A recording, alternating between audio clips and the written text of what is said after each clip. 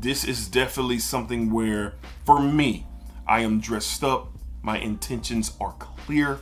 I am well groomed. I am entering a place where I am representing myself, which is all the time, but representing myself at the highest level that I possibly can.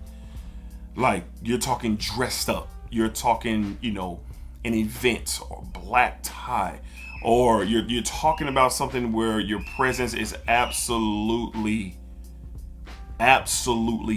felt by your appearance. And if they just so happen to get a which they will, a whiff or a waft from your fragrance, the conversation could start. Who is that? Okay, let's go ahead and check out the notes of Nemean Lion.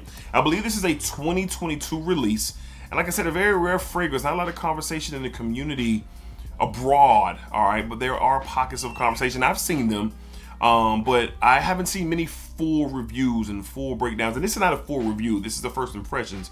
But believe we will be coming with more information. We're in the wintertime, so I'm going to be wearing this and really getting a good gauge. But enough of that. Let's get with the notes. Up top, we have citrus, Scottish pine, labdanum, and oak moss. In the mid, coriander, clary sage, jasmine, and pink peppercorn.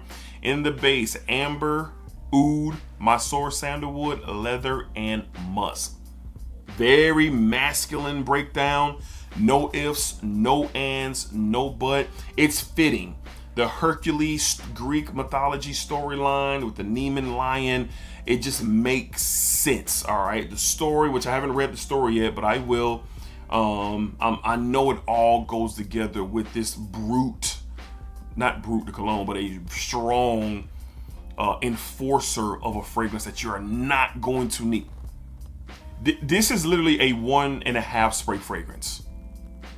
1.5 spray fragrance. I mean, even with me moving my hands, it has engulfed my airspace. Even that one spray that I sprayed in the air, it's still creating a bubble around me. I enjoy this. This is my speed. I am into spices. I am into woods and leathers and ouds. I am into those darker, masculine fragrances that, without a shadow of a doubt, there is intentions. If you smell a profile like this, and I'm very intentional with everything that I do. And again, I could not wait to get home and open this and just start the conversation.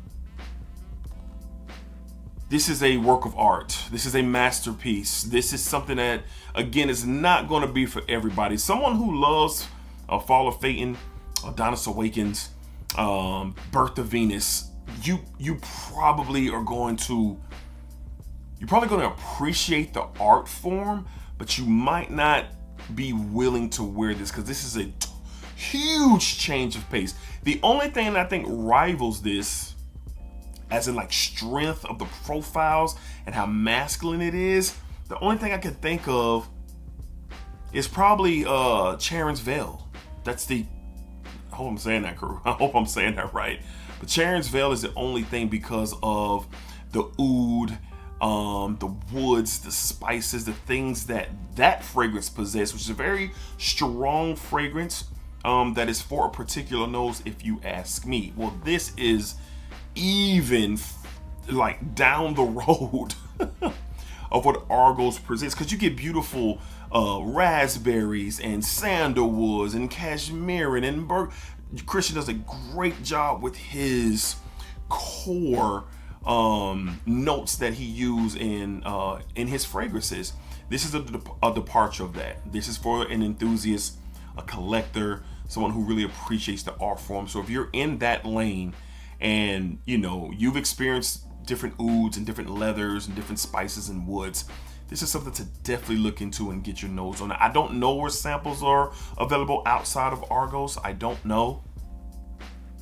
But I will say the blend of this is outstanding. When it comes to an oud fragrance, this is immediately going to the top of the list. Because the oud and the leather and the citrus is still there. It's becoming more faint, but it's very complimentary right now. I am starting to get this clean musk, and it's so crazy how it's coming off of my skin, because with the dominance of the leather in the oud, I mean, you would think that anything else would have a hard time, staying alive throughout the scent.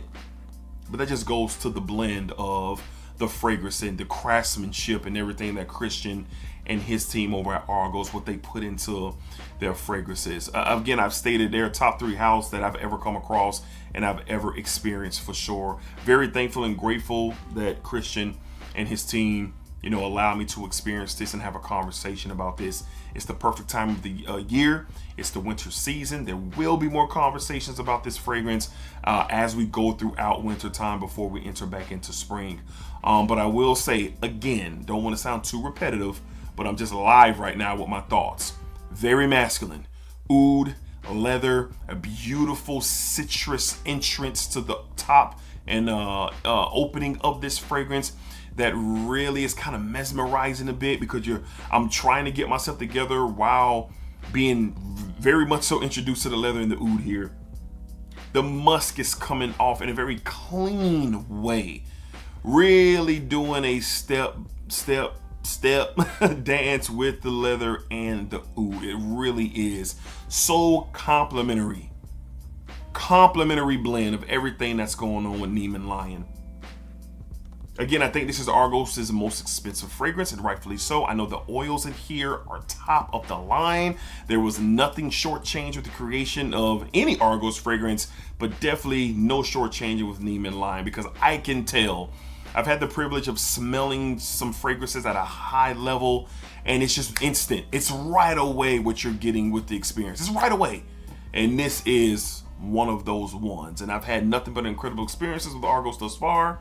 And here we are again, yet another one. So all my masculine fragrance lovers, oud and leather lovers, I'm telling y'all, this is when you want to get your nose on and at least smell, at least experience, and then go from there if you want to make an investment and make a purchase and add this beautiful masterpiece to your collection, because this is top shelf for me.